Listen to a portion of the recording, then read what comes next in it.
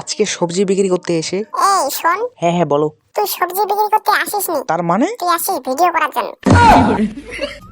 আজকে সকাল সকাল ঘুম থেকে উঠে তারপর চা আর বিস্কুট ভিজিয়ে খেয়ে নিলাম, কারণ সবজি বিক্রি করতে যাবো। এদিকে বাবা সবজিগুলো ধুচ্ছে আর ব্যাগের মধ্যে ভরাচ্ছে। এখানে অল্প সবজি ছিল, এগুলো ব্যাগের মধ্যে ভরাচ্ছে। আর আমি একটু লাউটাকে নিয়ে একটু খাইতো।